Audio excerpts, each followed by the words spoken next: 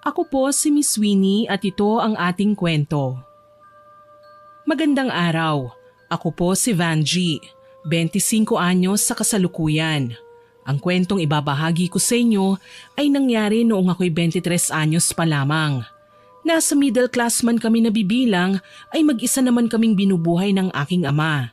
Dagsa pa rin ang gastusin at may malaki kaming utang sa bangko. Ito ang isa sa mga dahilan kung bakit ginusto ng aking papa ang magnakaw. Sumimple lang kayo, nak. Mauna kayo sa labas at may gagawin pa ako. Go pa! Alam ko na kung ano yan. Support ako sa'yo. Ate, pati ba naman ikaw kukonsintihin ang ginagawa ni Papa? Alam mo, Vanji, napakaingay mo. Mamaya niyan mahuli pa si Papa eh. Halika nga dito. Let's go! Bakit po ba kasi kailangan pang gawin ni Papa yan, te? Hindi ba pwedeng asahan na lang niya ang sweldo niya? Paano kapag nahuli siya? Gaga, nag-iisip ka ba? Alam mo namang hindi sapat sa mga kapritsyo natin ang sweldo ni Papa. Kakainin lang yun ang konsumo natin. Alalahanin mo, nag-aaral ka pa. Oo, graduating ka. Pero marami pang gagastusin hanggang sa makapagtapos ka. Bakit kasi hindi mo ko gayahin? Oh, tignan mo. Para na rin akong mayaman dahil sa mga alahas na suot ko. Ikaw para kang muchacha. Ang yabang mo talaga kahit kailan, ate. Marami namang paraan, hindi ba? Kung tutulungan lang natin si Papa, magtrabaho din tayo. Tigilan mo nga ako dyan sa kaartihan mo, ah. Marami nang gumagawa ng ganito sa ngayon. Hindi mo na kailangang magpakabait dahil mahirap ang buhay. Aanhin natin ang kabutihan kung mukha naman tayong palaboy. Hinila ako ni ate palabas ng lugar na yon. Hindi man lang niya ako binigyan ng pagkakataon makapagrason pa. Nasa isang malaking jewelry shop kami kung saan nagtatrabaho si Papa. Siya ang store manager kaya minsan siya ang nahuhuling lumabas ng building. May kalakihan ang nasabing jewelry shop at kumpleto sa mga binibentang alahas. Araw-araw may bagong dating na stocks at ewan ko ba, nagagawa ni Papa na dayain ang inventory kaya siya nakakakuha ng nagagandahang relo, hikaw, singsing, kwintas at bracelet. Binibigay niya ang mga yon sa amin. Kagaya ngayon, nasa loob na kami ng kotse nang dumating ang aming ama. Pa, ano po yung dala mo? Regalo ko para sa inyo, nak. Heto, isukat mo. Babagay sa iyo yung relo na yan. Aba, may parelo ka pa ha? Paano naman ako pa? Huwag kang mag-alala, anak. May regalo din naman ako para sa iyo. Heto, kwintas na may mga diamante. Wow, mukhang mamahalin to pa. Thank you po. Ipapakita ko na naman to sa aking live stream mamaya. Si Ate Vina, todo pagmamalaki sa bigay ni Papa. Hindi man lang siya nakakaramdam ng takot na baka may nakakita na sa aming ama o di kaya matuklasan ng may-ari na nabawasan ng mga alahas sa shelves. Ako naman ay mahiyain at matatakutin, kaya hindi ko magawang ipagmalaki ang mga bagay na binibigay niya sa akin. Hanggat maaari nga, tinatago ko na lang ang lahat ng bigay niya dahil ayokong maging dahilan pa yun ng problema. Bilang isang estudyante, halos hindi pa ako nakaka-move on sa pambubuli sa akin ng mga kilalang anak ng politiko na schoolmates ko sa university. Madalas nila akong pag-initan at ipahiya sa klase. Paano kapag nalaman nilang isang magnanakaw ang papa ko? Siguradong hindi lang sakit ng katawan ang aabutin ko, dagdag pa ito sa malaking kahihiyan. Pa, pwede po bang itigil mo na ang pagnanakaw? Ako ang natatakot para sa iyo eh. Pwede kang mapahamak niyan. Anak, minsan, kailangan nating isipin ang ating mga sarili. Nakakasawa din na palagi ka na lang natatakot gumawa ng mga bagay-bagay. Kung hindi ako magnanakaw, baka magtagumpay na ang bangko na ilitin ang bahay natin. Ayokong mawala ang kaisa-isang alaala ko sa inyong mama. Kaya sige na, tama na yan. Umalis na tayo. Ang dami mo pa kasing arte, Vanji. Puro katakot, masama, konsensya. Ay, pwede ba? For once maging selfish ka naman? Aba, kahit kumayod ng husto si Papa, hindi niya basta-basta mabibili ang mga bagay na ganito. Isa pa, nakita mo naman, nakapag-aral ka dahil binibenta namin ang iba sa mga nakukuha niya sa jewelry shop. Kaya itigil mo nga yung pag-iinarte mo. Napayuko ako. Alam ko naman na karamihan sa perang ipinambabayad ko sa universidad ay galing sa benta nila ate sa ninakaw ng mga alahas ni Papa. Pero hindi talaga maalis sa akin ang mag-alala. Kaya naman kinabukasan, nakipag-usap ako sa aking boyfriend na si Carl. Love, ano bang dapat kong gawin? Natatakot na ako eh. Ayokong dumating ang araw na sa kulungan pupulutin ng ate at papa ko. Sige pa rin ba sa pagnanakaw ang papa mo hanggang ngayon? Oo eh. Nagpapasalamat nga ako sa'yo na kahit alam mo ang totoo, hindi mo sila sinusumbong sa kahit na sino. Pinoprotektahan mo pa rin kami. Mahal kita, love. Kaya lahat ng mahal mo, iniingatan ko. At kung sa tingin mo hindi na talaga tama ang ginagawa nila, pwede tayong mag-isip ng paraan para matigil na nila ang kanilang ginagawa nang hindi na kinakailangan ipahuli sa mga pulis. Paano ba, love? Kakausapin ko si Lola Selma. Sa mga sitwasyong ganito, alam niya kung ano ang gagawin. Talaga ba? Ano bang gagawin ng lola mo? Hindi ako sure kung gusto mo siya makilala eh. Pero gusto mo bang turuan ng leksyon ng ate at papa mo? Oo, ayoko nang gumawa sila ng mga kalokohan eh. Para kasi sa akin kahit pa may naitulong naman sa amin ang bawat halaga ng mga alahas na yun, iba pa rin kung nakuha namin ang mga yun sa maayos na paraan. Kung ganun, sumama ka sa akin.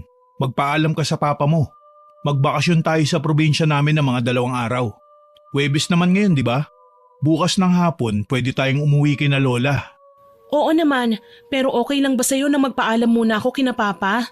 Alam kong hindi siya mahigpit sa aming magkapatid dahil hinahayaan niya lang naman kami na gawin ang lahat ng gusto naming gawin. Pero gusto ko rin kasing magpaalam sa kanya para alam niya kung saan ako pupunta. Ang bait mong anak, love. Kaya nga sa'yo ko eh. Natawa ako sa tinura ni Carl. Hanggang ngayon pakiramdam ko nasa ligawan stage pa rin kami. Totoo po ang sinabi ko na hindi mahigpit sa amin si Papa, Miss Winnie. Kaya nga ako nagka-boyfriend dahil pumayag siya. At alam kong papayagan niya ako na sumama kay Carl pa uwi sa probinsya nila. Pagka-uwi ko sa bahay noong hapon, naabutan ko si ate na inihahanda na ang kanyang cellphone. Mukhang gagawa na naman ng panibagong content ang kapatid ko dahil bihis na bihis siya at tadtad ng makukulay na makeup ang muka. Nakahilera naman sa harapan ng mesang pinaglalagyan ng cellphone ang iilan sa mga alahas na binigay sa kanya ni Papa. Ate, anong ginagawa mo? Vanji, tanga-tangahan lang ang peg. Malamang nagva-vlog ako. Alam ko ate, ang ibig kong sabihin, bakit nakadisplay ang mga alahas na binigay sa'yo ni Papa? Tapos na akong magmayabang sa mga friends ko sa mga alahas na ito eh. Kaya naman ibinebenta ko na online para kumita. Diyos ko ate, hindi ka ba natatakot? Baka may makakilala sa mga alahas na yan. Huwag kang ampraning, Vanji. Hindi lang naman ako ang may mga ganitong jewelries ah. Malamang may kaparehong design din ang mga ito no? Tsaka huwag mo nga akong pakialaman. Pero ate, alam mo, imbis na istorbohin mo ko, ang mabuti pa, kunin mo na lang din yung mga binigay sa'yo ni Papa nang mapagkakitaan na natin.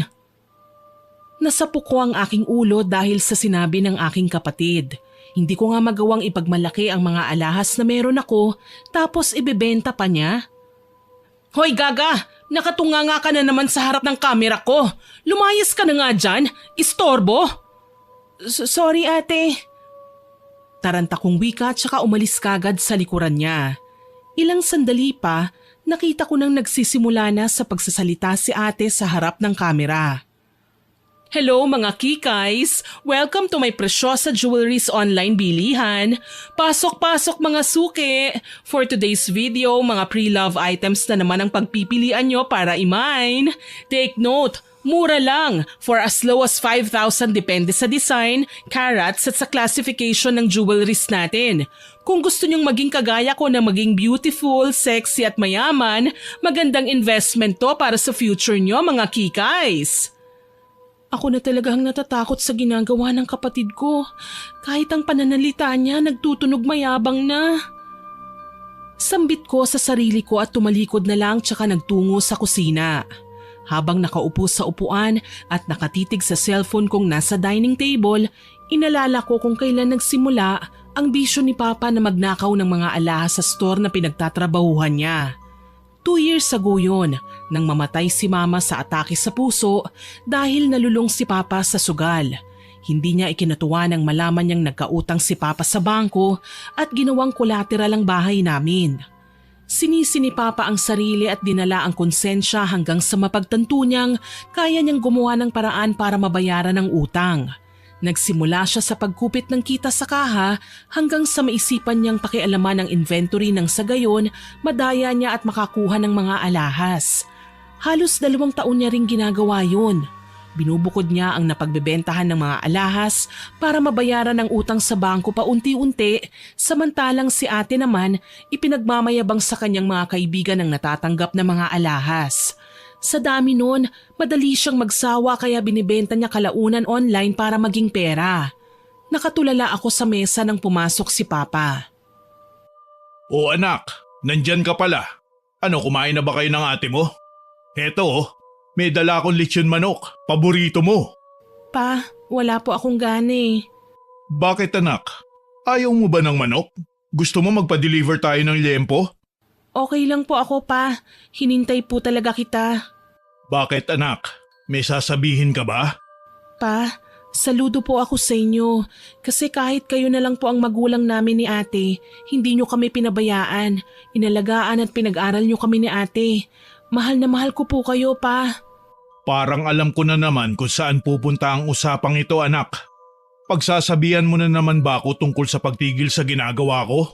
Pamali po ba ako? Ayoko lang naman pong mapahamak kayo eh. Ako din naman nak, ayokong mapahama kayo. Ayokong kapag hindi ako gumawa ng paraan para mabayaran ang utang sa bangko ay babawiin ang bahay natin. Tapos ano, titira tayo sa lansangan? Ayokong maging isang kahig isang tuka tayo anak. Ayokong gumawa kayo ng mga bagay na ikapapahamak ng mga sarili ninyo. Ayokong pagdaanan nyo ang hirap na dinanas namin ng mama mo noon. Nakilala ko si Papa bilang isang mahinahon at mapagmahal na ama. Oo nga po at nagpapakita siya sa amin ng mga maling gawain, kagaya ng pagnanakaw, masakit lang isiping ginagawa niya yon dahil ito ang inaakala niyang tama. Sa unang pagkakataon, narinig ko siyang nagtaas ng boses sa akin. Lumuha. Kita sa itsura niya na mababa ang tingin niya sa sarili niya. Pa? Mahirap lang kami noon anak. Ang mama mo labandera. Ako naman, pa-sideline lang. Halos hindi ko mabilhan ng mga gamit sa panganganak ang nanay mo noon. Hanggang sa makapasok ako sa jewelry shop. Isa lang akong ordinaryong janitor. Pero hindi mabait ang amo ko anak. Nalaman kong isa siyang sindikato. Pumapatay siya ng tao para mapanatiling lihim ang kanyang mga iligal na transaksyon. Ibig niyo pong sabihin, galing din sa masama ang pinuhunan para sa jewelry shop? Tama ka anak. Sa katunayan, front lang ang jewelry shop para hindi makita ng otoridad ang maruming negosyo sa likod ng magandang imahe ng may-ari nito. Kaya ako nagnanakaw. Dahil alam kong galing din sa masama ang perang kinikita nila. Kahit sandamakmak pa ang alahas na kunin ko, hindi sila maghihinala. Pa, hindi po tayo kagaya nila. Halang ng mga kaluluwa nila eh. Pati ba naman kayo susunod sa yapak nila? Pa, hindi pa naman huli ang lahat para magbago. Vanji, ano na naman ba yung sinasabi mo kay Papa? Pinahihinto mo na naman siya sa pagnanakaw ng mga alahas ano? Kahit kailan talaga atribida ka. Hindi pwedeng wala akong bagong alahas bukas. Nangako na ako sa mga kaibigan ko na ipapakita ko sa kanila ang mga alahas na manggagaling kay Papa. Naririnig mo ba yung sarili mo, ate? Heto na naman tayo. Sana naging santo ka na lang, Vanji. Pati ang mga balahibo ko nagsisitaasan sa kabanalan mo eh. Diyan ka na nga. Mauna na ako anak. Alam kong masama ang ginagawa ko. Pero ito ang alam kong makakabuti para sa inyo. Hindi na ako magbabago. Tinalikuran na ako ni Papa pagkasabi niya noon. Ni hindi na namin nakain ang binili niyang lechon manok. Naiipit ako sa sitwasyon sa pagitan ng aking prinsipyo at pamilya. Ano ba ang pipiliin ko? Kapag nagpakabuti ako, ang ate at papa ko naman ang mapapahamak. Pero kapag hinayaan ko na lang silang gawin ang gusto nila, mabubuhay kami ng marangya pero kinakarma na ang mga kaluluwa namin kahit buhay pa. Kahit alam kong nagtatampo si Papa, puno ng respetong nagpaalam pa rin ako sa kanya. Pa, sasama po pala ako kay Carl bukas. Dadalawin po niya ang lola niya. Ikaw ang bahala. Pa, galit ka ba sa akin? Hindi ko naman po ginustong masabihan kayo ng ganun eh. Nag-aalala lang po talaga ako sa inyo. Saka ka na mag-alala kapag nasa kulungan na ako. Sige na, iwanan mo na ako.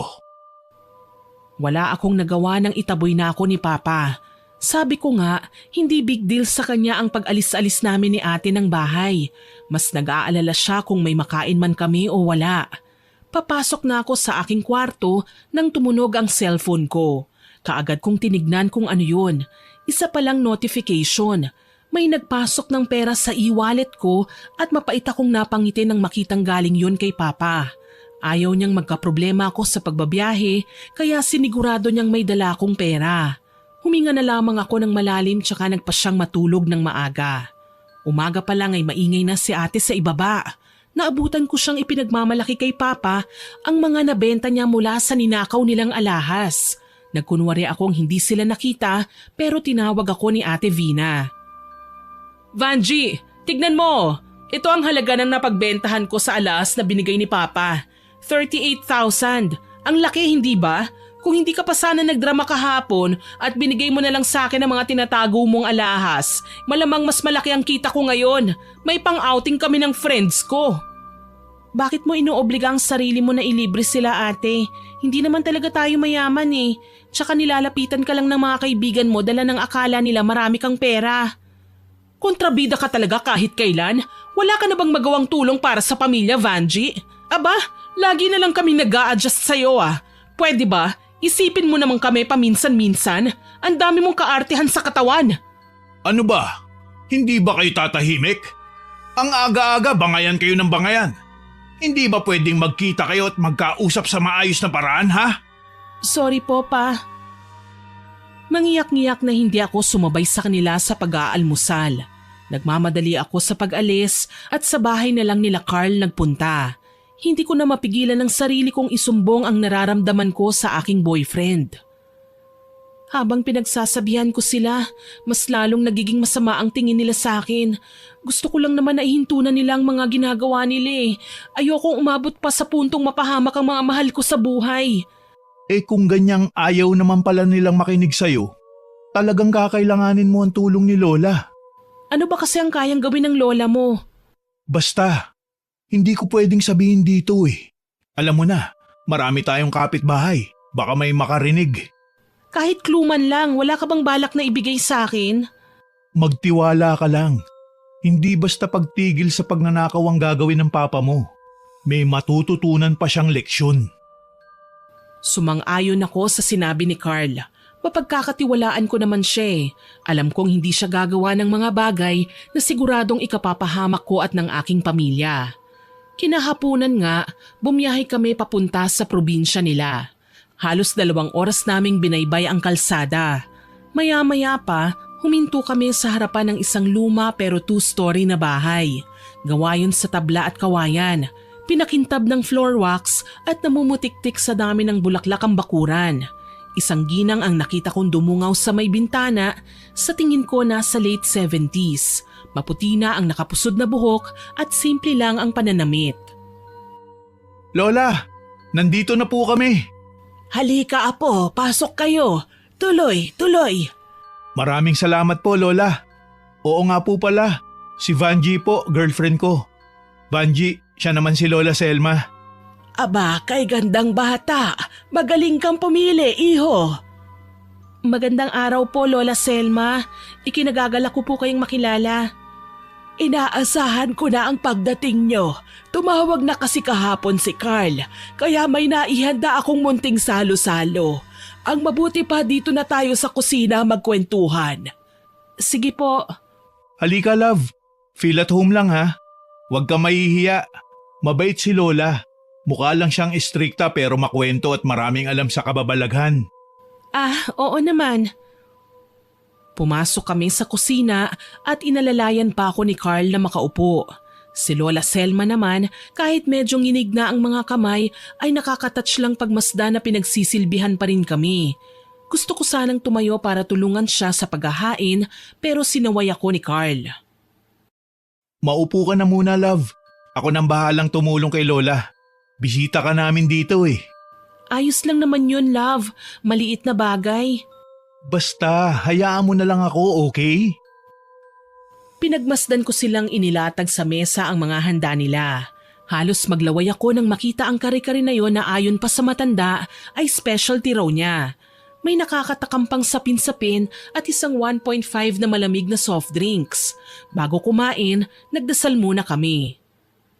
Sige na mga apo, kumain na tayo. Tikman mo ang kare-kare ni Lola, love. Bestseller yan dati dito sa amin.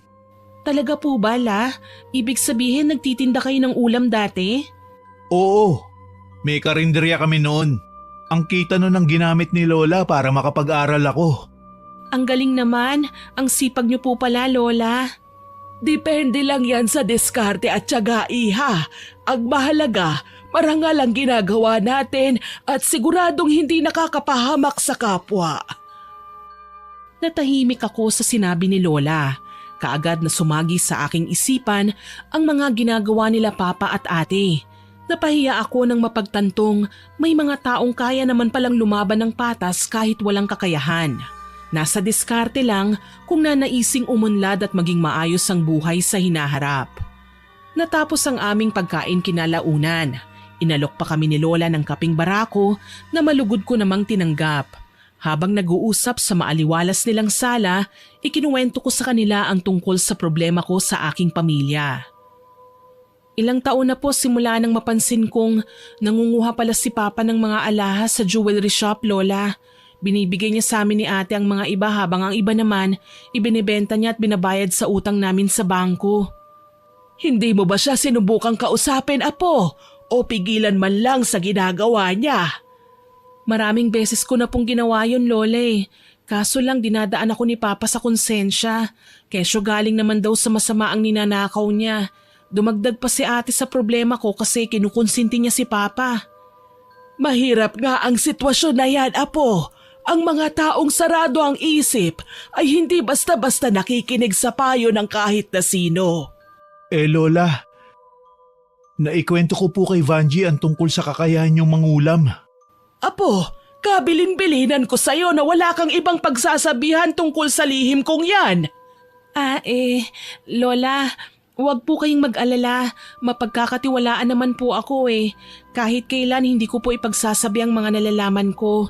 Kailangan ko lang po talagang gawin ito para matigil na ang pamilya ko sa ginagawa nila. Ayoko lang kasing dumating ang panahon na sila din ang mapapahamak dahil sa ginagawa nila eh. Ayokong makita silang nakakulong sa bilangguan o pinapatawan ng parusa dahil sa nagawa nilang kasalanan. Lola, matagal na tong problema ni Vanji. Ayaw niya na magnakaw ang kanyang amay. Baka naman po pwede niyo siyang tulungan. Huminga ng malalim si Lola Selma. Kita ko sa mukha niya ang pagnanais na tulungan ako kaya kahit papaano, ine-expect ko na ang isasagot niya. Bueno, papahayag ako, pero hindi sa araw na ito, iha. Kailangan mong bumalik sa araw ng Martes. Ngayon kasi Biyernes sana kaso lang may ginagawa akong importante na hindi ko pwedeng ipagpabukas. Ayos lang po yun, Lola. Pwede naman po akong bumalik anytime. Kung ganon, iho, Apo, ipasyal mo na lang muna ang nobya mo sa talon. Baligo kayo doon, magpalamig ha. Mukha kasing mabigat ang dinadala niya. Alam kong masakit para sa kanya ang pinagdadaanan niya at kailangan niya ang suporta mo at pagmamahal. Gagawin ko po, Lola. Ikaw naman, iha, magpakatatag ka ha. Hindi lahat ng nangyayari sa iyo ngayon ay puro kamalasan. Palagi mong tatandaan yan. Huwag kang mag-alala. Gagaan din ang bigat na iyong dinadala sa paglipas ng panahon. Maraming salamat po, Lola. Dinala ako ni Carl sa sinasabi nilang falls. Kahit papaano gumaan naman ang pakiramdam ko. Buti na lang talaga palagi akong handa sa mga pagkakataong ganito. May baon akong swimsuit, kaya naman ilang sandali pa'y masaya na kaming nagtatampisaw ng boyfriend ko sa malamig na tubig. Ang ganda pala dito, no? Tapos ang daming ibon. Ibang-iba talaga sa city na kahit ang hangin hindi na natin malanghap ng maayos. Amoy usok na kasi at laganap na ang polusyon. Kung may mga magagandang environmental view naman, puro mga man-made na. Hindi lubos ang kasiyahan natin kapag nagpupunta doon. Iba talaga dito. Dati nga, sabi ni Lola, sagrado ang isa sa mga batis dito sa aming lugar. Walang sino man ang nakakapunta maliban sa mga manggagamot at albularyo. Ginagamit daw kasing paliguan ng mga diwatang nagbibigay sa kanila ng kakayahang gumamot. Bakit? Hindi na ba ito sagrado ngayon? Nang minsan magkaroon ng engkwentro sa bayan, sa batis na yun nagtatakbo ang mga rebelde. Naabutan sila ng mga sundalo at dun pinagpapatay. Bumaha ang dugo at nagkulay pula ang tubig. Mula nun, wala na nagpapakitang diwata. Natakot sila sa karahasang ipinakita ng mga tao. Nakakatakot naman. Buti walang nagmumulto, no? Hindi ko alam sa ngayon. Pinagbawalan kasi ko ni Lola na magpunta dun eh. Sabi niya, lahat ng napapagawi ngayon sa batis na yun ay sinasapian ng masamang elemento. Kaya dito na lang niya tayo itinuro. Tumango ako sa mga ikinuwento ni Carl. Hindi ko maiwasang makarelate sa sinabi niya sa nangyayari sa pamilya ko. Kung paanong noong nabubuhay pa kami ay sagrado sa amin ang paggawa ng kabutihan, ngayon naman ay kabaligtaran. Kung makapagnakaw kasi si Papa, lantaran na. Si ate naman kung makapagyabang, masahol pa sa tunay na milyonarya. Kaya kailangan ko ang tulong ni Lola para mabawasan man lang kahit papaano ang mga masasamang ginagawa nila. Nang maalala ko ang aking pamilya, saglit kong sinilip ang aking cellphone at may nakitang notification. May bago na namang upload si ate at sa pagkakataong ito, mukhang ang mga alahas ng binigay ni Papa sa akin ang ino-online selling niya. Hello po mga kikays, ako po si Vina at nandito na naman tayo sa Presyosa Jewelry's online bilihan. Pasok-pasok mga suki! For today's video, mga pre-love items naman ang nakababata kong kapatid ang pagpipilian nyo para i-mine. Negotiable po ang price kaya pili na mga suki. Ay nako, umatake na naman ang pagiging mukhang pera ni ate. Tignan mo to, love. Hayaan mo na. Masusolusyonan din naman natin yung problema mo sa araw na sinabi sa'yo ni Lola. Magtiwala ka lang.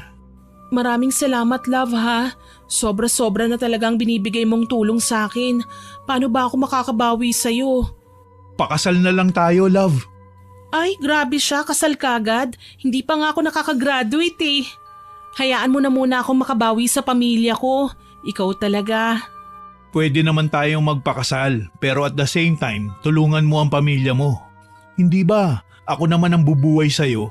Ikaw naman, kapag nagtrabaho ka kahit mag-asawa na tayo, bigay mo naman ang sweldo mo sa papa mo para makatulong ka kahit papano. Hay nako, love. Hayaan mo, tsaka na natin pag-usapan yan kapag natapos ng problema ko. Pagkatapos naming maligo, umuwi na kami sa bahay nila. Hindi ko maiwasang makaramdam ng kapanatagan sa nasabing tahanan. Oo nga at sinabi sa akin ni Carl na mangkukulam ang kanyang lola, pero hindi ako nakaramdam ng takot. Sa katunayan, nilapitan ko pa ang matanda nang matanaw ko siyang may ginagawa sa isang silid. Nagluluto noon ng hapunan si Carl kaya malaya akong maglibot-libot sa buong kabahayan. Lola, pwede bang pumasok? Oo naman, iha. Halika, pasok. Salamat po, Lola. Ano po palang ginagawa niyo? May sinasala akong langis, iha. Ito ang ginagamit kong pamahid sa mga taong nagpapagamot sa akin. Manggagamot din po pala kayo? Isang babaeng bersyon ng albularyo, iha. Mananambal ang tawag sa akin. Pero yung sinabi po ni Carl na... Totoo yun, iha. Marunong akong mangulam. Pero hindi ko ito ginagawa ng walang dahilan. Minsan ginagamit ko ang nasabing kakayahan para magbigay ng aral sa mga taong nagkasala. Ano po bang eksaktong gagawin po natin? May mga dala ka bang mahalagang gamit ng papa at ate mo dyan? Naku, wala po, Lola eh. Pero may litrato po ako. Mas mainam yan. Di bale, ibigay mo sa akin ang litrato nila pero lagyan mo ng kumpletong pangalan, ha? Sige po, Lola. Sinunod ko naman ang kanyang sinabi sa akin. Kinuha ko ang mga daladala kong larawan nila Papa at Ate sa aking wallet. Sinulat ko ang kanilang mga pangalan at ibinigay yon kay Lola. Hindi ko pa ito magagawa sa ngayon, pero sa araw na sinabi ko sa iyo kanina, balikan mo ko, ha? Kailangan maaga dahil sa gabi natin gagawin ang nasabing ritual. Tatandaan ko po, Lola. Ibinaling ko na muna ang atensyon ko sa ibang bagay. Nagpaalam ako sa matanda at nagpunta naman sa kusina. Napansin ko may pinto doon papunta sa likod bahay. Nagpasya akong lumabas at magpunta roon. Tahimik sa bandang yun kaya nagpasya akong tawagan sina Papa. Nakailang ring lang naman ang cellphone at sinagot naman yun kaagad ni Papa. Anak, napatawag ka. Kumusta po kayo dyan, Papa? Ayos lang naman kami, anak. Ikaw, kumusta kayo ni Carl dyan? Pasensya na ha. Baka magtaka ka kung nasa ng mga bigay kong alahas sa'yo. Kinuha ng ate mo kanina eh. Nakita ko nga po ang vlog niya, Pa. Huwag kang mag-alala, anak. Sa susunod na linggo, aalis uli ako. Pipiliin ko ang mga magagandang disenyo para sa'yo. Pa, hindi bali na po. Hindi ko naman kailangan ng mga alahas eh. Aanhin ko po yun kung hindi ko naman masisiguradong ligtas kayong makakauwi sa bahay. Iba to, nak. Sa pantalan namin kukunin ng mga alahas. Delivery yun galing sa ibang bansa. Wag, Papa! Mas delikado po yan! Wala ka nang magagawa, anak. Nakaplano na ang lahat. Pinatayan ako kagad ni Papa ng cellphone. Hindi ko na siya marinig sa kabilang linya. Mangiyak-ngiyak kong dinayal ulit ang kanyang numero pero hindi ko na siya makontak. Naabutan ako ni Carl sa ganitong itsura nang sumunod siya sa akin sa bakuran. Love, ano nangyari sa'yo? Bakit ka umiiyak? Si Papa kasi. Huwag mo na silang alalahanin ha. Ngayon lang nila magagawa yan. Sa susunod, hindi na. Hindi ko alam kung tama ba ang ginagawa ko. Gusto kong pigilan ng pamilya ko. Pero pinamumukha nilang mali ako eh. Masama bang maging concern ako para sa kalagayan nila? Kung nabubuhay lang ngayon si Mama, alam kong hindi niya gugustuhin maging ganito si Papa. Tapos si ate, sa halip na pigilan niya ang ginagawa ni Papa, pinapangalandakan pa niya sa lahat. Ipinagmamayabang niya ang bawat piraso ng alahas na ibinibigay sa kanya. Hindi sumagot si Carl nang tuluyan na akong mag-breakdown. Nilabas ko ang lahat ng nadarama kong sama ng loob. Wala siyang ibang ginawa kundi aluin at alalayan ako hanggang sa tuluyan na rin akong mahimasmasan. Kalaunan, sinabay na niya ako papasok sa bahay. Inalalayan palapit sa kusina at sumalo sa kanila ni Lola na kumain. Tinapik pa ako ng ginang sa balikat na para bang alam niya ang dahilan ng pagluha ko. Mula nang makapagbakasyon ako sa bahay ng lola ni Carl, pansin ko may nag-iba na sa papa at ate ko nang umuwi ako. Pareho silang matamlay. Nagtaka ko, kilalang energetic si ate. Maingay at nakakasira ng araw kapag pinapatulan ng mga hirit niya. Nilapitan ko siya at nagtanong. Ate, ayos ka lang ba? Huwag mo na akong pansinin. Okay lang ako. Umalis ka na nga, baka masira pang mood ko eh. Ate, nararamdaman kong hindi ka okay eh. Ano ba kasi yun? Pagod lang ako, okay? Wala kang dapat na ipag-alala sa akin. Bakit ka ba kasi tanong ng tanong? Nakakainis ka na. Nag-aalala lang naman po ako sa inyo eh. Pwes, wag mo akong intindihin. Nakakapanibago yung mga hirit mo eh. Mas lalo akong naiinis. Wala akong nagawa kundi ang layuan na lang si ate. Alam ko naman na mas lalo siyang magagalit kapag pinagpilitan ko pa ang sarili kong lapitan siya. Sa halip, si Papa na lang ang pinuntahan ko. Malamang naghahanda na siya ngayon para sa pagpasok sa trabaho. Kinatok ko siya sa kanyang kwarto at mahinang boses niya lang ang narinig ko na nagsasabing pwede kong pumasok. Kaya pinihit ko na ang doorknob at binuksan ng tuluyan ang pinto. Napasinghap ako nang makita ko si Papa. Nakahiga sa kama, nakatalukbong at para bang pagod na pagod. Pa, ayos ka lang ba? Ayos lang ako, anak. Trangkaso lang to. Mawawala din kagad. Bakit po nakatalukbong kayo? Bigla kasi kung gininaw eh. Itutulog ko na lang muna to. Mamayang tanghali, papasok na ako sa store. Pa, kung talagang napapagod na po kayo, magpahinga na lang po muna kayo. Tsaka na po kayo bumalik sa trabaho kung wala na po kayong nararamdaman. Kailangan kong magtrabaho, anak. Hindi naman pwedeng manatili na lang ako dito sa bahay buong araw. Pa, simula nang mawala si Mama, hindi ko na kayo nakitang nagpahinga. Kahit minsan naman po, subukan yung mag-relax. Kayo ni ate. Iwan mo na muna ako, anak. Kailangan ko na magpahinga. Inaantok na ako. Umiepekto na siguro sa akin ang gamot na ininom ko. Sige po pa. Mahina akong sambit sabay talikod. Hindi ko magawang suwayin si Papa eh. Kilala ko siyang malumanay magsalita. Iniisip niya lagi ang aming kapakanan. Pero ayaw niya rin sa makukulit. Ilang beses lang siyang dapat alukin at talagang pagagalitan niya ang sinuman kapag pinilit ang gusto. Pumasok ako sa eskwelahan ng araw na yon. Napakunot ako habang napapansin ng mga pinagkakabisihan ng aking mga kaklase sa kani-kanilang cellphone. Namutla ako nang makitang isa sa mga uploads na video ni ate. Halos namay na ang lahat ng alahas at ready for shipping na. Pero isa sa mga minors ang nagtanong kung saan tindahan ba nabibili ang mga alahas ni ate dahil halos kapareho yun ng mga tinda sa isang kilalang store na walang iba kundi ang jewelry shop na pinagtatrabahuhan ni Papa.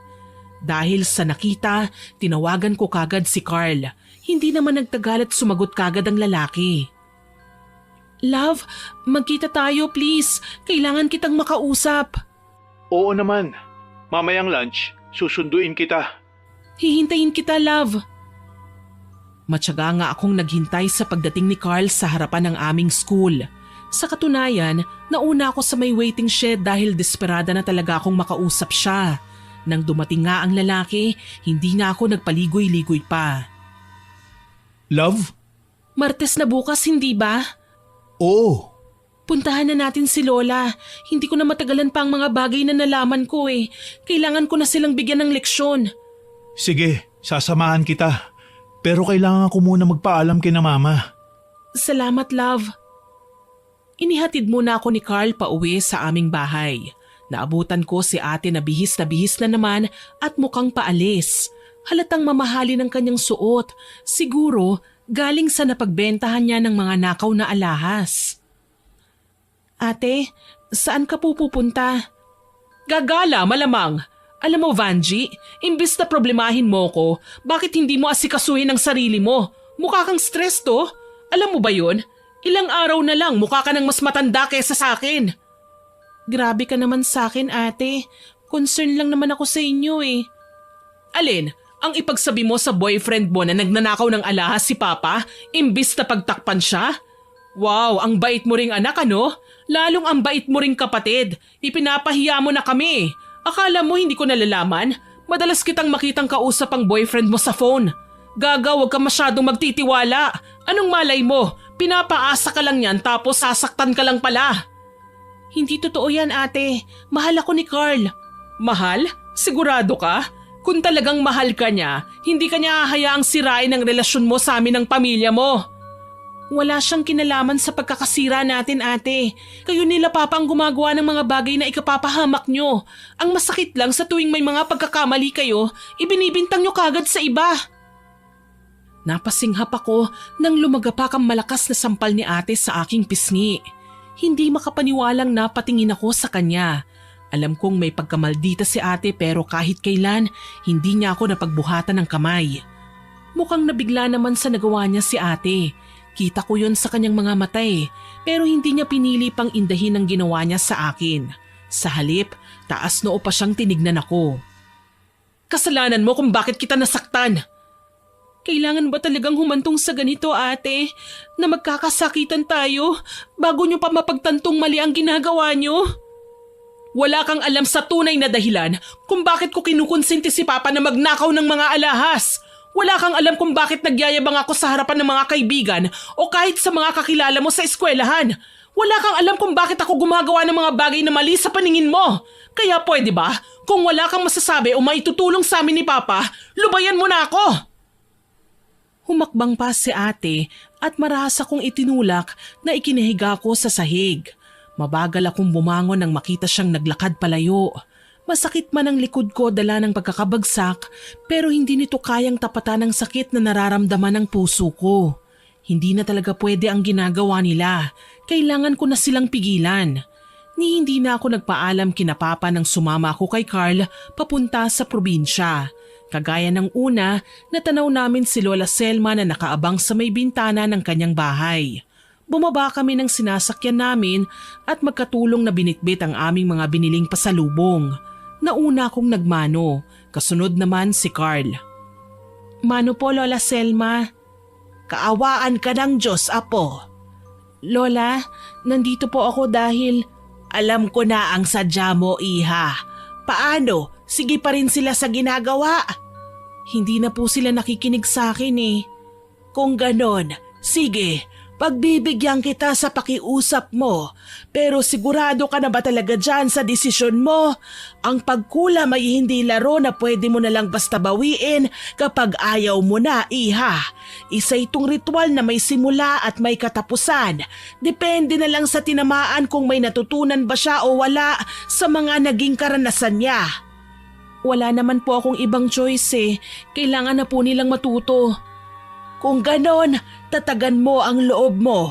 Sa mga susunod na araw, hindi mo magugustuhan ang makikita mong mangyayari sa papa at ate mo. Mahinahong wika sa akin ni Lola. Yung totoo, kinakabahan po talaga ako, Miss Winnie. Pero wala naman akong magagawa eh. Kailangan kong kumapit sa mahikang itim para pigilan si Papa. Sinabi na nga niya na sindikato ang amo niya, kaya anong assurance ang matatanggap ko sakaling mahuli siyang nagnanakaw ng amo niya. Matapos ang pag-uusap naming yun ni Lola, pinagpahinga niya ako sa kwarto. Si Carl lang ang nakaabang sa kanya habang ginagawa ang bagay na yon. Ang nirequest kong makakapagpabago sa pananaw nila Papa at Ate tungkol sa pagkahumaling sa mga nakaw na alahas. Kinabukasan, umuwi kami ni Carl sa syudad. Bago kami maghiwalay ng landas, may ibinigay siya sa akin. Isang singsing at isang pares ng hikaw. Purong ginto ang mga yon. Maganda at nakakasilaw isuot. Love, sabi ni Lola, ilagay mo ito sa mga gamit ng ate at papa mo. Hindi nila mababaliwala ang mga alahas na yan dahil mangingibabaw ang kinang yan sa karamihan. Ano bang meron dito, love? Si Lola lang ang nakakaalam. Basta wag na wag ka magbibigay sa kanila ng kahit katiting na clue na alam mo ang tungkol dito, ha? Oo naman, tsaka wala talaga akong balak sabihin sa kanila to, no? Minsan na akong sinakta ni ate. Baka mamaya tamaan ulit ako sa kanya. Ayoko nang maulit ang ginawa niya sa akin. Talaga? Nagawa yun ng ate mo? Masakit man aminin pero oo, nagawa niya yun. Kaya nga ayoko nang magtanong sa kanya ng kung ano-ano eh. Tumango si Carl at niyakap na lang niya ako. Ramdam ko ang pagdamay niya sa bigat ng nararamdaman ko. Kahit papaano, naging maayos naman ang pakiramdam ko. Pagsapit ng hapon, una akong dumating sa bahay. Wala pa si ate o si papa. Mukhang gagabihin sila ngayon kaya ako nang nagluto ng hapunan sa kusina. Sinarapan ko ang luto sa adobo para siguradong mapapasabak sa kainan ng aking ate at papa. Pareho nilang paborito ang adobo kaya alam kong pati ang huling piraso ay pag-aagawan nila. Nang maayos ko na ang hapagkainan, napatingin ako sa orasan. Pasado 7:00 na. Huminga ako ng malalim at nagsimulang maglakad papunta sa ikalawang palapag ng bahay. Diretso sa kwarto ni Papa. Walang pagdadalawang isip na nilagay ko ang singsing sa bedside table niya. Pagkatapos, lumabas na ako at nagpunta naman sa kwarto ni ate. Tinumbok ko kagad ang jewelry box niya at ipinatong sa loob ang pares ng hikaw. Tsaka ako nagmamadaling lumabas at umaktong walang nangyari. Siya namang pagdating ni ate na may dalang sangkaterbang shopping bags. Nariyan ka na pala ate, may niluto pala ako adobo, paborito niyo ni Papa. Ano na naman ang ibig sabihin yan? Pang peace offering? Hay nako, hindi mo ako makukuha sa pagbabait-baitan mo. Ate, wala naman po akong ibang intensyon sa pagluluto ng adobo eh. Sakto kasing ako ang nauna dito sa bahay kaya nagluto na lang ako. Tsaka palagi ko naman tong ginagawa kahit noon pa. Basta, wag mo kong kakausapin. Oh, ba't ang aga pa'y nagbabangayan na naman kayo? Wala naman po pa. Dumating na po pala kayo, magandang gabi po. May sorpresa na naman ako sa inyo, mga prinsesa ko. Nanlaki ang mga mata namin pareho ni ate nang may ilabas na 2 mamahaling kwintas si Papa mula sa kanyang bag. Nakalagay pa yon sa isang box pero nakikita namin ang itsura nito dahil transparent ang takip nun. Papa, para sa amin po ba talaga ito? Bakit? May iba pa ba akong prinsesa bukod sa inyo? Oo naman. Pili lang kayo dyan. Sa inyo ang magustuhan ninyo. Ayos lang naman po sa akin kahit alin dyan ang itira ni ate, Papa. Aba, himala at hindi ko umangal ngayon sa mga ninakaw ni Papa sa store. Naisip ko kasi tama ka ate, dapat sinusuportahan ko kayo. Pasensya na kung ngayon ko lang lubos na naintindihan ang pinupunto nyo. Mahirap lang kasing tanggapin nung una na may mga bagay kayong kailangan gawin kahit masama. Isipin mo na lang Vanji mas okay na to kaysa mag-construction worker si Papa no? O tayo naman ang maging sales lady o utusan na sinisigaw-sigawan ng mga mayayaman. Minsan kailangan nating sumabay sa uso para maging in. Pilit ang ngiting iginawad ko sa kanila. Gayunpaman hindi na ako nagpakita ng kahit na anong pag-angal. Tutal naman, oras na maisuot na nila ang singsing at hikaw, makikita ko na ang tunay na leksyon na dadanasin nila at titiyakin kong hindi na nila nanaisin pang magnakaw. Sana lang talaga mapatawad ako ng Panginoon sa nagawa ko sa kanila.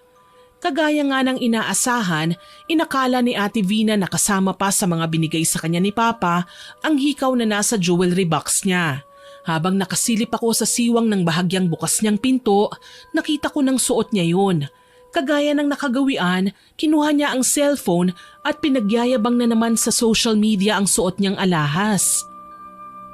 Bagong bili to ng Papa ko guys, worth 3 million from Italy. Not for sale ha? Sambit pa niya kaya napailing na lamang ako. Lukarit talaga itong si ate. Italy daw, 3 million pa. Kung alam niya lang galing kay Lola Selma ang nasabing hikaw at may pabaon pang sumpa. Huminga ako ng malalim at si Papa naman ang sinilip ko. Nasa kalagitnaan na siya ng pagpupumilit na tanggalin ang kung anong bagay na nasa daliri niya. Tinulak ko ang pinto tsaka pumasok ng walang paalam. Pa, ayos ka lang? Ayos lang ako anak. Salamat nga pala sa napakasarap na adobo ha. Busog na busog ako. May kailangan ka ba? Wala naman po pa. Napansin ko po kasi na parang may gusto kang tanggalin. Oo May sinuot kasi kong singsing na ayaw nang matanggal. Di bale mamaya, ibababad ko na lang sa sabon para makuha. Bigla kasing humigpit Okay po pa. Tumalikod na ako at nagkunwari na hindi interesado sa kanyang ginagawa. Pero sa totoo lang, kinakabahan talaga ako. Hindi ko nga alam kung paano pa matatanggal ni Papa ang singsing na humihigpit sa kanyang daliri Gabi na, nakahiga na ako sa kama nang marinig ang ungulan sa kabilang kwarto. Tinig na nahihirapan, nasasaktan. Bumangon ako at pinuntahan si ate. Nakita ko siyang nakasandal lang sa higaan. May iniindang sakit sa kanyang tenga. Halos hindi niya kasi maihiga ng maayos ang kanyang ulo Ate, ano pong nangyayari sa'yo? Nangangati kanina ang tenga ko nang isuot ko ang bigay na hikaw ni Papa kahit nang tanggalin ko na, makati pa rin hanggang sa heto na magana. Diyos ko ate, pulang-pula na ang tenga mo Sinubukan mo bang lagyan ng alcohol? Nalagyan ko na nga kanina pero walang epekto. Parang yung pamamaga, gumagapang na sa ulo ko kaya ang sakit. Ang sakit! Ha? Si Papa? Pupuntahan ko muna si Papa. Nagtatakbo ko papunta sa kabilang kwarto. Naabutan ko si Papa na pumapalahaw habang duguan ang kanyang daliri. Natataranta naman akong lumapit sa kanya.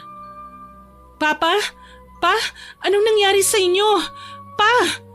Hindi ko alam anak. Masakit ang daliri ko. Pakiramdam ko mapuputol na ito. Diyos ko, anong gagawin ko? Mangiyak-ngiyak na muli akong bumalik sa aking kwarto. Nakita ko kasing nagdugo na ang tenga ni ate. Nanginginig na denial ko ang numero ni Carl. Mabuti na lang, ilang ring lang at sumagot kagad ang lalaki sa kabilang linya. Love, napatawag ka. Sina Papa, Love, parang hindi ko na kaya. Nasasaktan ako na nakikitang nagdurusa sila. Love, hindi ba? Sinabi na ni Lola sa'yo na kailangan tatagan mo ang loob mo kapag naisagawa na ang kulam? Pero natatakot kasi ko eh. Baka kung anong mangyari sa kanila. Shh! Kumalma ka lang, okay? Huwag ka mag-alala. Pupuntahan ko kayo. Ilang sandali pa, dumating din kagad si Carl. Tinulungan niya akong i-check sina Papa at Ate hanggang sa makapagdesisyon ako na dalhin na sila sa ospital. Ayaw sana ni Carl pero nagpumilit ako kaya wala siyang nagawa kundi ang tumawag ng ambulansya. Sa emergency room kagad dinala ang dalawa. Kumalma ka lang, love. Magiging okay din ang lahat. Kailangan nilang pagdaanan yan para matuto sila. Ngayon lang ako nakakita ng ganitong klaseng karamdaman. Hindi ko akalaing totoo pala talaga ang kulam. Talagang totoo, love. Pero huwag kang mag-alala. May sariling panggaling ang kulam. Yun ay kung matututo sila sa mga pagkakamali nila. Sigurado ka ba?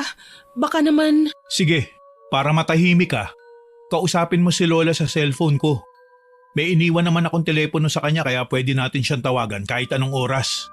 Oo na, natatakot lang kasi ko eh. Lalo na nung nakita ko ang dugo sa kamay ni Papa. Ano pala ang sabi ng doktor? Wala pa raw findings eh. Wala silang makitang dahilan kung bakit nangati ang tenga ni Ate Vina. Si Papa naman hindi pa natatanggal ang singsing sa kamay niya. Delikado raw kaya baka ipaputol daw ng doktor. Alam mo kasi, hindi na sana natin sila dapat na dinala rito, love. Alam naman natin kung ano talaga nangyayari sa kanila. Kusa lang na mawawala ang kung anumang kababalaghang nangyayari sa kanila kapag oras na. Hindi ko kagad nasagot ang tinuran sa akin ni Carl. Alam ko naman na may pinag-usapan kami ng lola niya. Pero hindi ko akalaing mas nakakatakot palang tignan ng ganitong sitwasyon ng personal. Parang biglaan. Gayunpaman, inuuwi namin sina Ate at Papa sa bahay. Binigyan naman sila ng gamot ng mga doktor na umasikaso sa kanila at inischedule na lang sila sa follow-up check-up. Mabuti na lang, tila ba nakinig din ng mga karamdaman nila sa ininom nilang gamot.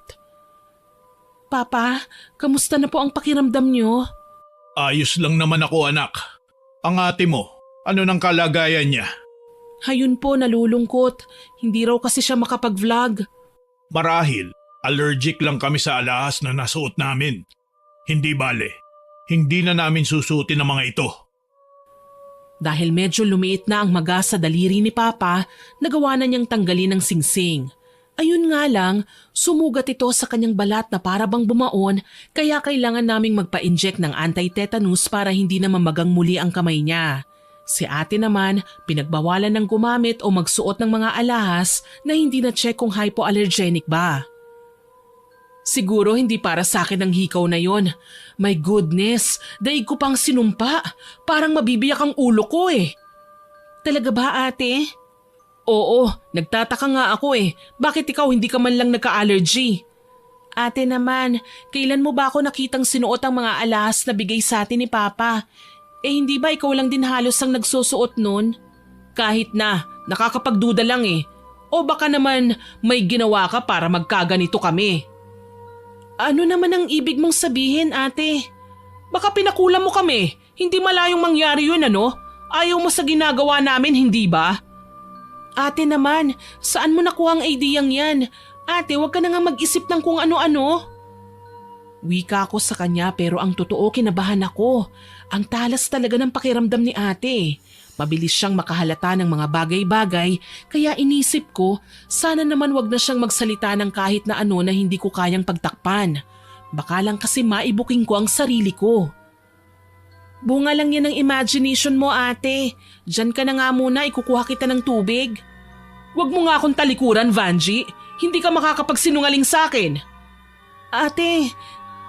Tumayo si Ate Vina at kahit hirap gumalaw, nagawa pa niya akong sampalin. Hindi lang isa, kundi magkabilaan.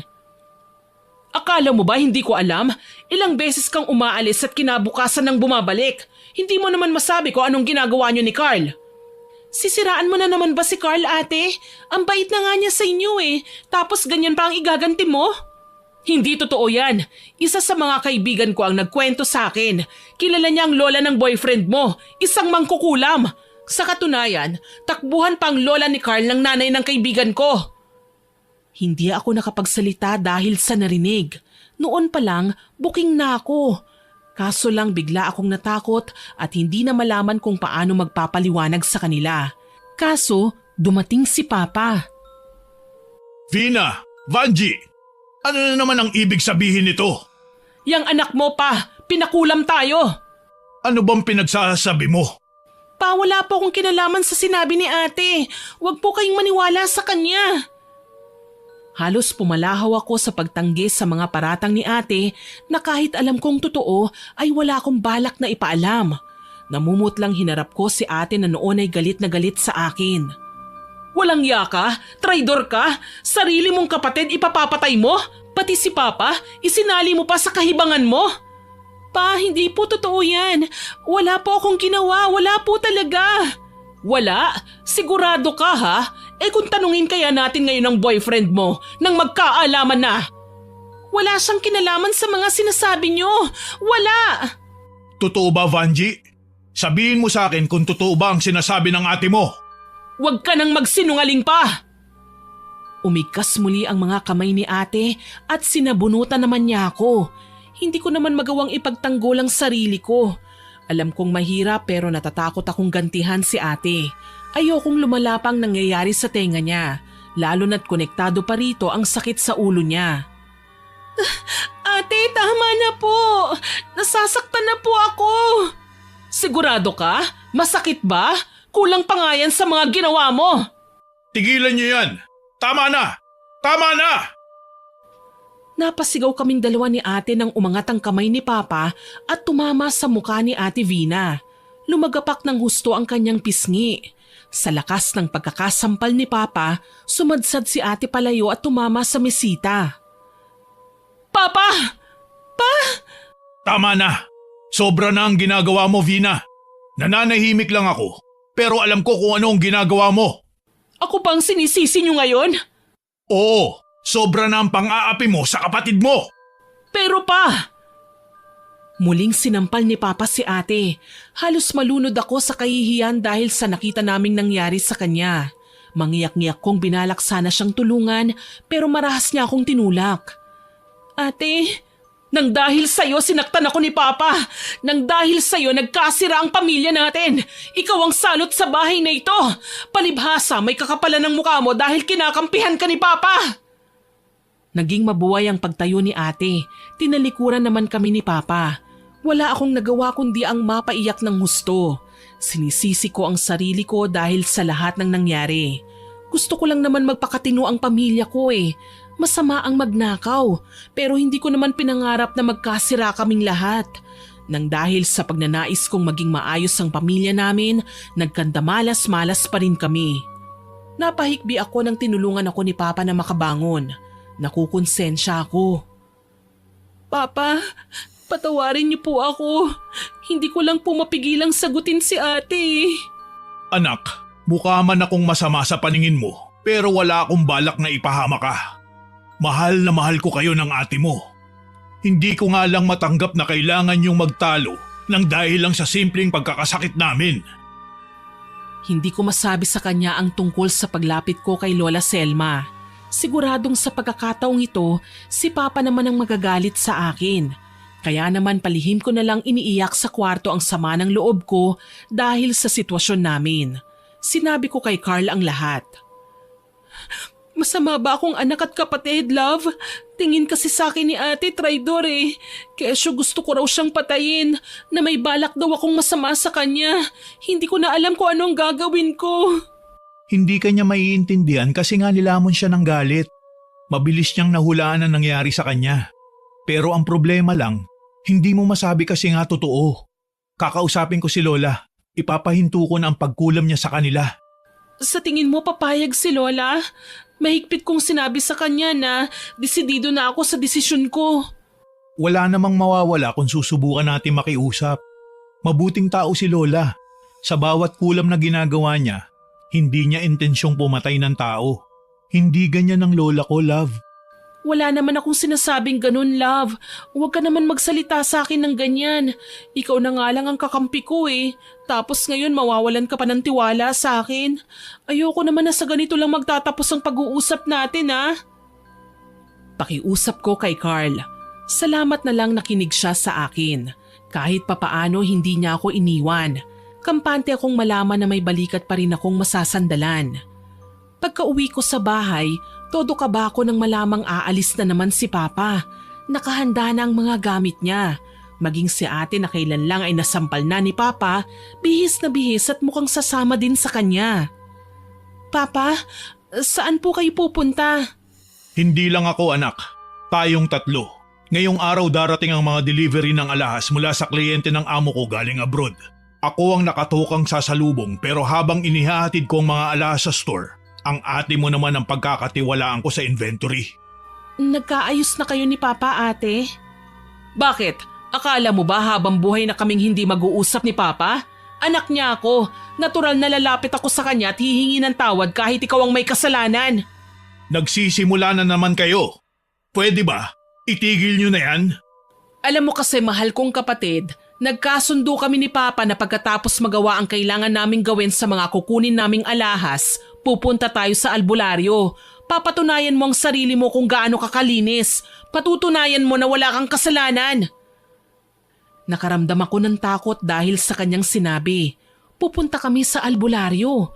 Kapag nangyari yon, magsasagawa ng pagtatawas at malamang lilitaw na ako ang salarin kung bakit sila nagkasakit. Wala naman akong magawa dahil mas lalong makakahalata si ate kapag tumanggi akong sumama. Halos gusto nang sumabog ang ulo ko sa dami ng alalahanin. Habang papalapit kami ng papalapit sa may pantalan, panay naman ang tawag ko sa lahat ng santo at santa. Ate, mapapahamak po tayo kapag kumuha kayo ulit ni tatay ng alahas. Tama na po, itigil na natin ito. Malapit na tayo anak. Ayoko nang umatras. Ngayon pa na marami ang makukuha natin. Siguradong magiging milyonaryo na tayo. Pa, pwede ba Vanji? Tumahimik ka nga sa kakangawa. Ang arte-arte mo eh. Lihim akong napaiyak. Hanggang sa dumating kami sa pantalan, wala akong nagawa. Marami-rami ang kinuha ni Papa at dito ako mas natatakot. Siguradong hindi lang mawawanted si Papa kapag nagreklamo ang amo niya. Malamang ipapatay pa kaming tatlo. Dumiretso kami sa albularyo pagkatapos naming makuha ang mga alahas. Si ate, kahit medyo magapa ang tenga, hindi pinansin ang pananakit nito. Sinukat ang mga pulseras, kwintas sa trelo habang bumabiyahe kami. Panay pa ang pagyayabang niya sa mga kaibigan niya sa social media na kesyo na sa ibang bansa raw kami at nagliliwaliw habang namimili ng mga alahas. Anak, pumili ka na. Sige na. Ang matitira dyan ay ibebenta natin para makumpleto ko na ang kabuuang bayad ng utang natin sa bangko. Magiging atin na uli ang bahay. Wala nang kukuha nito sa atin. Hindi po tayo ligtas sa amo niyo pa. Kapag nalaman niya yung ginagawa niyo, malamang magwawala siya at hindi na tayo pakakawalan. Hindi mangyayari yun. Dahil planado ko na ang lahat. Kaya sige na, makampante ka na dyan. Malapit na tayo sa bahay ng albularyo na gagamot sa amin ng ate mo. Bakit po sa albularyo? Bakit hindi sa ospital? Ito kasi ang pakiusap ng ate mo. Huwag kang mag-alala. May tiwala ako sa iyo anak. Alam kong hindi mo magagawa ang sinasabi niya sa akin. Mahal mo naman kami, hindi ba? Opo naman pa. Mahal na mahal ko po kayo. Wika ako sa kanya pero halos pumiyok ang boses ko nang sabihin yun. Hindi na lang ako nagsalita at piniling ituon ang aking tingin sa kalsada. Kahit gabi na, kitang-kita ko pa rin ang pamilyar na kalsadang tinatahak namin. Parang papunta kina... Oh, narito na tayo. Sa wakas, malalaman ko rin ang totoo. Ay teka, Papa, sigurado ka bang ito ang bahay ng albularyo? Bakit nakikita ko si Carl sa itaas? Siya ang nagrekomenda sa akin ng mananambaliha. Halika na, magpagamot na tayo. Hindi ko alam kung matutuwa o makakahinga ng maluwag sa aking nalaman. Sina Lola Selma pa rin pala ang haharap sa amin at magtatawas kina Papa. Lumapit naman sa akin si Carl tsaka ako pasimpleng binulungan. Huwag kang mag-alala, hindi ka mapapahamak. Alam ni Lola ang ginagawa niya. At sa pagkakataong to, totoong gagamutin niya na ang papa mo at ate. Maraming salamat, love. Sobrang laking bagay nitong ginawa mo para sa akin. Akala ko talaga mabubuko na ako eh. Hindi ko na alam kung anong gagawin ko. Hindi na kasi kami magkasundo ni ate. Nakatatak na kasi sa isipan niya na kinulam ko siya. Na totoo nga naman. Shh! Huwag na natin pag-usapan yan. Baka marinig ka nila. Mapahama ka pa. Huwag kang malungkot. Magiging okay din ang lahat, ha? Saka wag na wag ka nang iiyak. Oo naman, love. Niligtas mo ko eh. Mahal kita, love. Hindi ko man maibigay sa iyong lahat ng gusto mo. Magagawa naman kitang tulungan sa abot ng makakaya ko. Sapat na para sa akin yun. Ganon din naman ako. Halika na. Tignan natin kung ano na ang ginagawa ni Lola kina Tito at Vina. Lumapit kami sa silid na kinaroroonan nila. Parehong nakaupo sina ate at papa. Nakapikit. Si Lola Selma naman kumindat sa akin. Umuusal siya ng mga dasal sa mabilis na paraan. Halos hindi ko nga mahabol ang pagsasalita niya. Maliban pa doon, may halong Latin ang inuusal niya. Mukhang hindi normal ang karamdaman na pinagdaraanan nyo, iho. Ano pong ibig niyong sabihin, Ale? May nababanaag akong ninakaw na alahas. Ipinagmamayabang sa kahit na sino. Isinusuot at ipinapakita sa maraming tao. Nabati kayo. Nabati kami? Kaming dalawa ni Papa?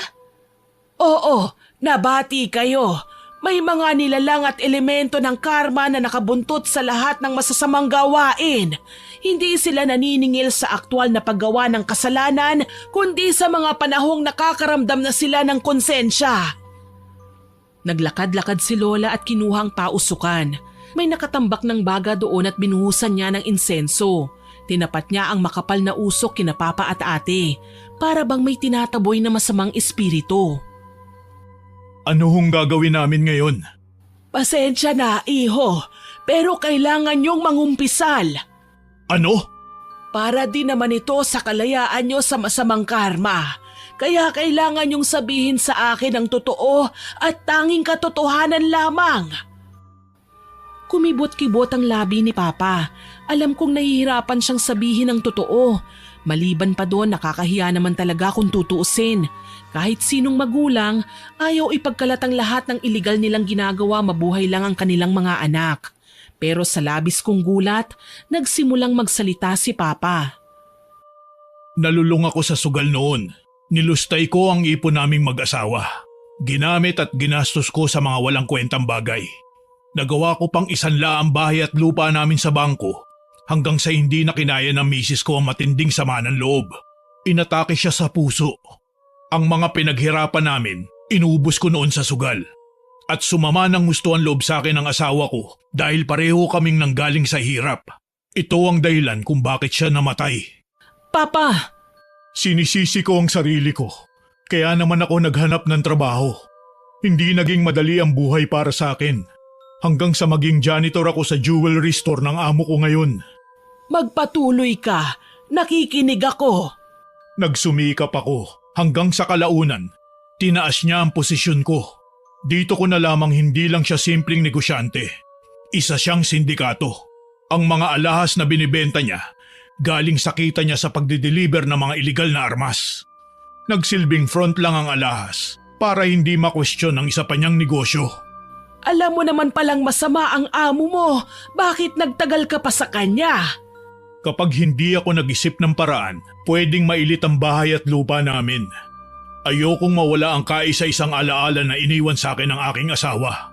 Kaya naman tinatagan ko ang sikmura ko at nagnakaw. Gumaya ka nga sa amo mo. Kaso nga lang siya naman ang pinagnakawan mo. Nasaksihan ko kung ilang beses siyang pumatay ng tao. Para sa kanya, laruan lang ang mga kagaya natin. Kaya naman naisip ko, bakit hindi ko na lang samantalahin ng pagkakataon na makakuha ko ng mula sa kinikita niya nang hindi niya napapansin.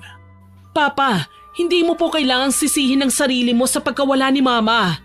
Alam ko anak, pero bata pa lang si Vanji, nagkasakit na siya ng malubha. Kinailangan kong mag-isip ng paraan para gumaling siya. Alam mo naman ang sitwasyon ng kapatid mo, hindi ba? Kaya nga po tumutulong ako sa inyo, hindi ba? Totoong pinagyayabang ko ang mga bigay niyong alahas sa social media. Pero ginawa ko lang naman yon para lubayan si Vanji ng mga bullies na nanakit sa kanya noon. Hindi makapaniwalang lumingon naman ako kay ate. Kaunti na lang, papatak na ang luha ko sa naging revelasyon nila. Ano pong ibig mong sabihin, ate? Nalaman ko mula sa kaibigan kong nagtatrabaho sa university na binubuli ka raw. Kaya gumawa ako ng paraan para makilala sa school nyo. Kailangan kong ipagyabang na mayaman tayo para isipin nilang ka-level natin sila, para layuan ka nila. Yung kinikita ko naman sa mga pre-love na alahas, ginagamit kong panglibre sa mga bullies. Kaya sa halip na awayin ka nila, sila pang nagtatanggol sa'yo sa mga taong nagbabalak ng masama. Bakit ngayon mo lang sinabi yan sa akin, ate? Bakit tinago niyo sa akin ang totoo? Kasasabi lang ni Papa, hindi ba? May sakit ka dati. Ayaw na naming bumalik yun kaya napilitan kaming gumawa ng masama para sa'yo. Hindi ka ba nagtataka kung bakit ang luwag-luwag ni Papa sa'yo? Kasi hinahayaan ka niyang gawin ang mga bagay na ikasasaya mo. Hindi ako ang spoiled sa pagmamahal ni Papa, Vanji. Ikaw! Napaiyak na nga ako ng tuluyan dahil sa aking mga nalaman. Niyakap naman ako ni Carl para makaamot ng lakas mula sa kanya. Hindi ko alam, wala akong kaalam-alam. Sa mga panahon pala na nagngingit-ngit ako dahil may ginagawang masama sina Papa at ate, hindi ko akalaing ako pala ang pinoproteksyonan nila. Hindi ko alam na para sa akin ang pagsugal nila sa kaligtasan nila. Dahil sa mga pinagtapat sa akin ni ate, naisip kong magpakatotoo naman. Lumuhod ako sa harapan nila at umiyak. Halos halikan ko ang kanilang mga paa habang humihingi ng tawad. Ate, Papa, sorry. Dahil sa akin nagkasakit kayo. Dahil sa kakitiran ng isip ko nasaktan ko kayo. Inuna ko pa ang husgahan kayo kaysa alamin ang dahilan kung bakit nyo ginagawa ang mga bagay na ito. Matagal ko nang alam yon, Vanji. Hindi lang ako nag-react kasi hindi ko naman akalaing titirahin mo kami ni Papa sa ganitong paraan. Tsaka pinapatawad ka na namin. Mahal na mahal kita. Nag-iisa lang kitang kapatid eh. Alam namin na ikaw ang nagpakulam sa amin, anak. Ipinaliwanag sa akin ni Carl ang totoo. Naiintindihan naman kita. Ayaw mo lang kaming masaktan. Pero huwag ka mag-alala. Yung alahas na kinuha natin sa amo ko, may blessing na yun ni Chief, nakakonsyaba ko. Ano pong ibig niyong sabihin? Ilang buwan na rin akong naging asset ng hepe sa ating lugar. Habang nag-iimbestiga sila tungkol sa mga illegal na deliveries ng baril, binibigay ko naman sa kanila lahat ng nalalaman ko tungkol sa amo kong sindikato. At bilang kabayaran, hinahayaan niya akong kunin ng mga alahas dahil hindi naman ito kasama sa kukunin nila.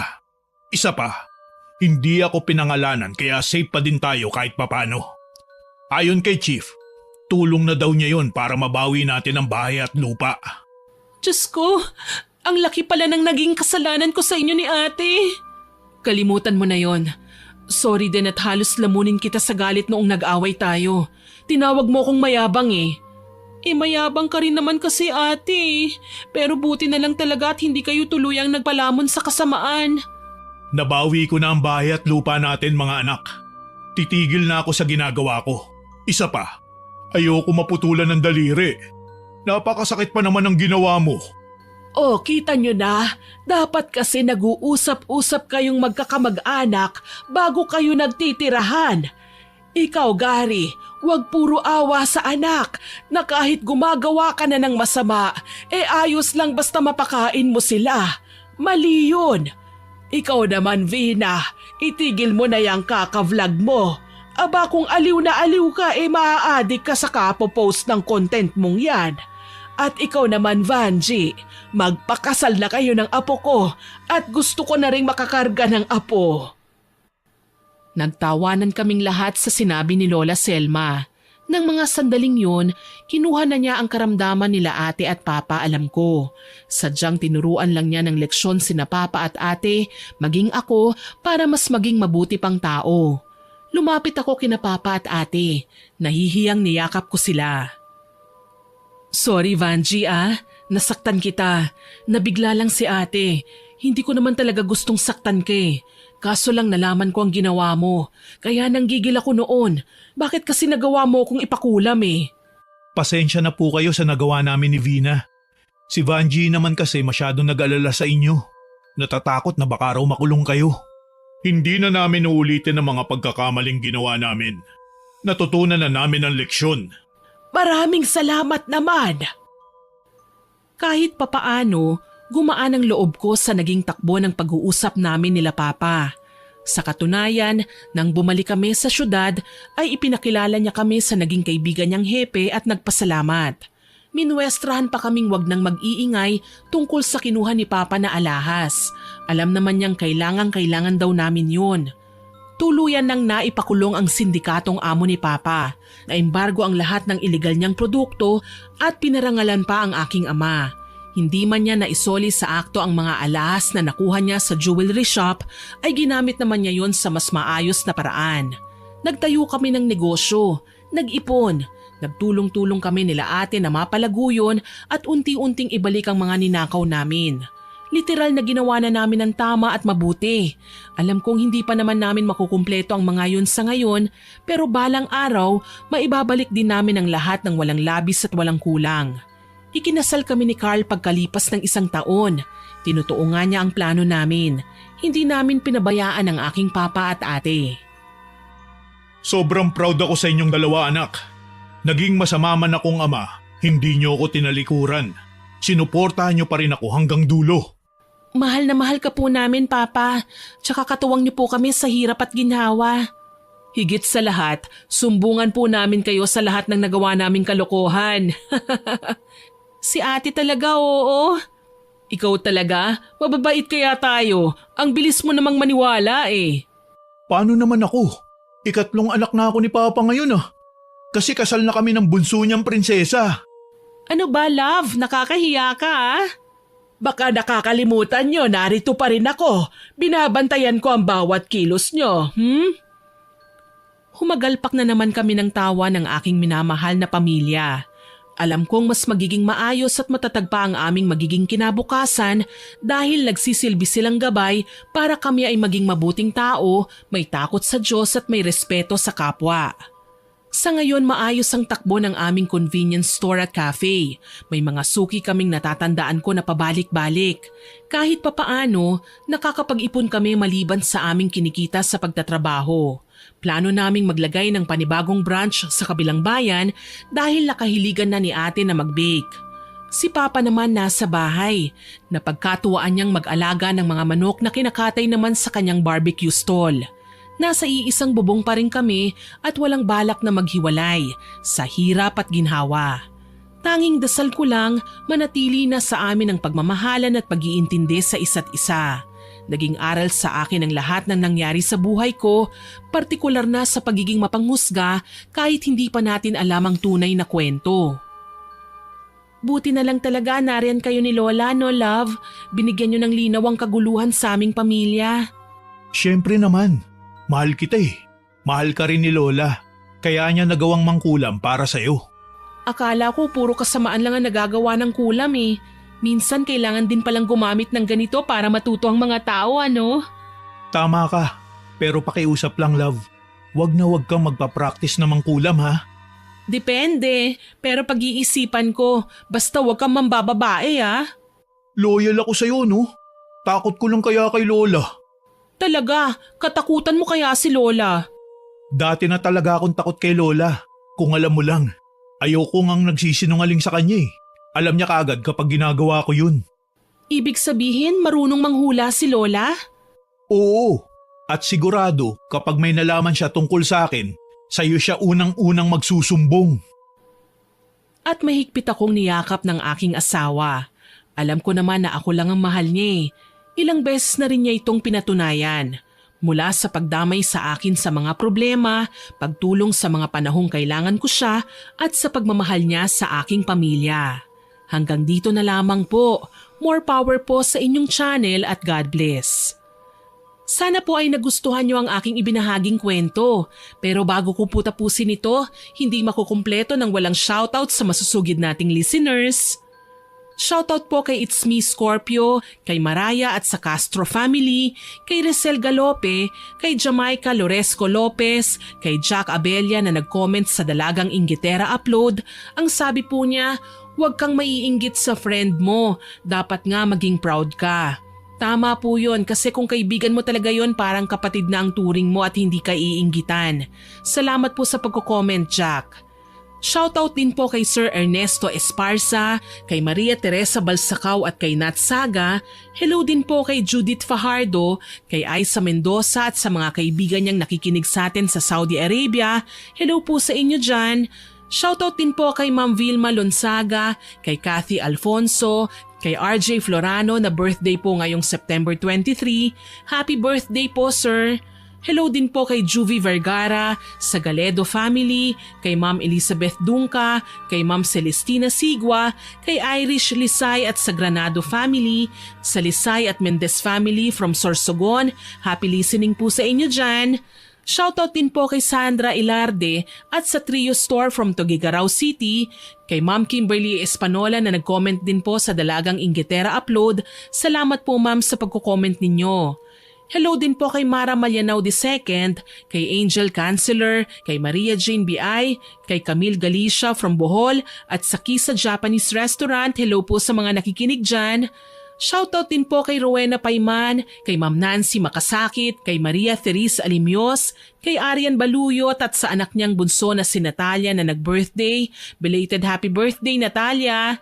Hello din po kay Ma'am Susan Castor Joseco, kay Yan Urmanita from Spain, kay Josephine Castillo, kay Vela Bulls, kay Bernadette de Ocampo at kay Risa Angeles at Empress Angeles.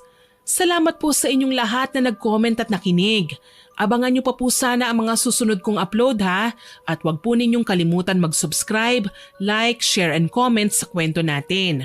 Para po malaman nyo kagad kung may bagong upload tayo, pindutin nyo lang po ang notification bell para mabilis nyo itong makita. Aasahan ko pa rin po ang inyong suporta ha. Muli, ako po si Miss Winnie na nagpapasalamat sa inyong pakikinig.